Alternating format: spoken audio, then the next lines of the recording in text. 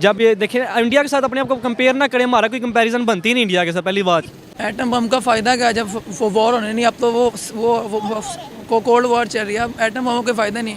इनको अपनी इकोनॉमी का सोचना चाहिए, इकोनॉमी की कोई बात नहीं करता, हर जगह atom bomb, we made atom bomb, what the hell atom bomb you had done that. अब जहाँ आटा नहीं मिल रहा, यहाँ पर गुर्बत है, वहाँ हम एटम बम तो नहीं ना चला के बता सकते कि हम स्ट्रॉन्ग हैं। देखें जी, जज्बे से कुछ भी नहीं होता। ये सारी बातें हैं, ये सारी फकियाँ हैं जो हमारी आवाम को दी जाती हैं कि जी हमारे पास ये जज्बा है, ये है तो हम ये कर देंगे, जज्बा ये हम ये कर देंगे।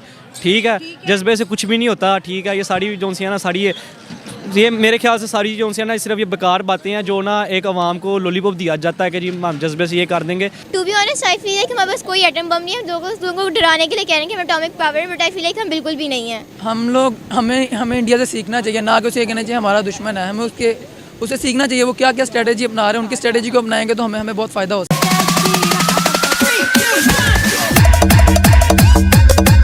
इंडिया जो अब मून पे चला गया है, चांद पे चला गया है, उसकी वजह से इंडिया को बहुत ज़्यादा फेम मिल गया है। और जो पाकिस्तान है अब तक वो अपनी कोई स्टेबिलिटी बना नहीं पा रहा। सब इंडिया को इस तरह से सब पाकिस्तान को इस तरह से जानते हैं कि पाकिस्तान एक 2 नंबर मुल्क है, यहाँ पे करप्शन बहुत है, यहाँ की पॉलिटिक्स ही जब सही नहीं है तो हमारी की हेल्प करेगा। बेसिक मतलब ये है, इसलिए क्योंकि इंडिया इसलिए कामयाब है क्योंकि उसमें यूनिटी बहुत ज़्यादा है। इंडिया अपनी चीज़ का ग्लोबली सोचता है, वो अपना चीज़ को प्रमोट करना जानता है। और हमारे यहाँ प्रमोशन नहीं, हमारे यहाँ पे सिर्फ हमारे यहाँ से रिलेटेड चीज़ का वो काम चीज़ मैन्युफैक्चर होती है, यहीं पे चलती है और यहीं तक रह जाती है। आप क्या कहोगे, क्यों भारत को ऑल ओवर द वर्ल्ड इतना प्रमोट किया जा रहा है? क्योंकि भारत इस तरह परफॉर्म भी कर रहा है, वो ग्लोबली अपने आप को देखता है कि उसको ना ग्लोबल मार्केट में क्या पर्सपेक्टिव वो लोग तो देखते हैं। उसका जो मार्केट में कंपटीशन होता है, जैसे पाकिस्तान लोकली कंपटीशन होता है, ग्लोबल मार्केट में कंपटीशन होता है। हर मुल्क नहीं इंपोर्ट करता है हर चीज़ें, तो भारत नहीं, बाहर स्पाइसेस नहीं, वो ना यूरोप और ब्रिटिश में काफ़ी मशहूर हैं। अब वो इन चीज़ों का फ़ायदा उठाता है, ग्लोबली देखता है कि लोगों को कहाँ वो फ़ायदा होगा और उसी चीज़ को प्रमोट करता है आगे। मैं ये कहती हूँ कि हम इसलिए नहीं कहते क्योंकि चाइना हमसे नाराज़ हो जाएगा पाकिस्तान को, और चाइना को मतलब पाकिस्तान की वीक पॉइंट्स ही हैं। उसको पता है कि चाइना हमें 2 मिनट में पूरा डिस्ट्रॉय करके हमें टेक ओवर कर सकते हैं चाइना, इसलिए हम लोग उससे रिलेशन सही रखें ताकि वो हमसे नाराज़ ना हो जाए। एटम बम का फ़ायदा क्या है जब वॉर होने नहीं, अब तो वो कोल्ड वॉर चल रही है, अब एटम बमों के फ़ायदा नहीं। इनको अपनी इकोनॉमी का सोचना चाहिए, इकोनॉमी की कोई बात नहीं करता, हर जगह atom bomb, we made atom bomb, what the hell atom bomb you had done that. अब जहाँ आटा नहीं मिल रहा, यहाँ पर गुर्बत है, वहाँ हम एटम बम तो नहीं ना चला के बता सकते कि हम स्ट्रॉन्ग हैं। सही है, एटम बम का फ़ायदा ही नहीं है। अब वो वॉर रही नहीं, वो जापान वाले हालात तो होंगे, कोल्ड वॉर ही चलनी है। अब इनको चाहिए अपनी इकोनॉमी का सोचें, अपने मुल्क के अंदर इन्वेस्टमेंट लाए। इन्वेस्टमेंट है, इन्वेस्टमेंट के लिए लोगों को ना उसको मनाए इन्वेस्टमेंट के लिए, लेकिन कोई मानता नहीं इन्वेस्टमेंट के लिए।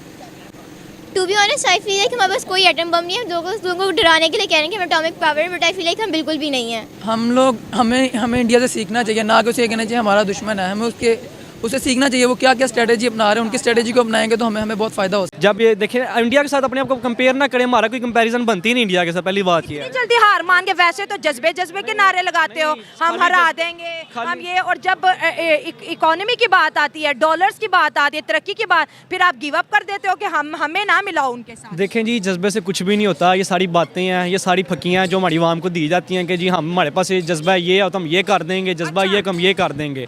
ठीक है, जज्बे से कुछ भी नहीं होता। ठीक है, ये सारी जो सी है ना, सारी ये मेरे ख्याल से सारी जो सी है ना, सिर्फ ये बेकार बातें हैं जो ना एक आवाम को लॉलीपॉप दिया जाता है कि जी हम जज्बे से ये कर देंगे। जज्बे से कुछ भी नहीं होता, मेहनत से होता है हर चीज़ जो सी है। चाहे देखें ना, मेरी बात सुने, अब आजकल जो तरक्की याफ्ता मुल्क हैं, ठीक है, या फिर जो जिनकी इकोनॉमी अच्छी है, सब जो कुछ है, मुझे ये बताएं कि वो कोई मतलब कि आजकल कौन सा ऐसा मुल्क है जो मुसलमान मुल्क है जिनमें बहुत जज्बा ईमानी है और वो बहुत तरक्की याफ्ता है? ऐसे नहीं होता। कंट्रीज तो बहुत अमीर है, सऊदी की मिसाल देख लें, यूएई की मिसाल देखें, ईरान भी हमसे अच्छा है, बहरीन देख ले, कुवैत देख ले, कितनी ज़्यादा मिडल ईस्ट तो बहुत अमीर है। देखें जी, खाली मेरी बात है, जो अपने गल्फ़ कंट्रीज़ की बात की है, ठीक है, गल्फ़ कंट्रीज़ के पास अपना कोई डिफेंस है, अपना कुछ है कि वो इतना है कि वो किसी को ललकार सकें या किसी को जवाब दे सकें, इतनी उनमें जरूरत नहीं है। ठीक है, तो ये ऐसी अमीरी का क्या करना है, ऐसी का जो मतलब कि किसी को आप किसी के नीचे लग के, या फिर ये चीज़ें सारी मीनिंगलेस हैं ये। ठीक है, बात यह है कि बंदा मुल्क वो होता है जिसको दुनिया मानती है, या फिर जो से कौम है जिसको दुनिया मानती है। इंडिया को लोग मानते हैं, इंडिया की रिस्पेक्ट है पूरी दुनिया में। ठीक है, अब आप यहाँ पे गल्फ़ कंट्रीज़ की आपने बात की है, हमारे मुसलमान मुल्क ही है ना, पाकिस्तानी मुसलमान मुल्क है, इंडिया हालांकि हिंदू मुल्क है, वहाँ पे जाके देख लें, वहाँ पे इंडिया को ज़्यादा प्रायोरिटी दी जाती है। ठीक है, पाकिस्तान से। तो मैं ये देखना, ये छोटी सी बातें, अब यहाँ पे जो मर्जी कह दे कि ये गद्दार है कुछ भी है, लेकिन हमें ये जो ग्राउंड रियलिटी है उसको हमें फेस करना चाहिए कि हम कुछ भी नहीं है इंडिया के लिए, हमने तो हम बिल्कुल कुछ भी नहीं है। कि एक बहुत बड़ी न्यूज़ निकल कर आ रही है दुबई के अंदर से। सर, दुबई ने अभी रिसेंटली ऐलान किया है, इंडिया के गवर्नमेंट ने मिलकर दुबई के साथ ये मुआहदा किया है कि दुबई के अंदर एक बहुत बड़ा इंडियन टाउन बनेगा जिसके अंदर A to Z her cheese Indian available होगी, हर चारों तरफ इंडियन ही इंडियंस होंगे वहाँ पर। और अभी दूसरी न्यूज़ आ रही है कि यूएई के जो प्राइम मिनिस्टर, जो उनके प्राइम मिनिस्टर हैं, जो सदर होता है, वो अभी विज़िट करने जा रहे हैं इंडिया के अंदर इन्वेस्टमेंट करने के गरज से।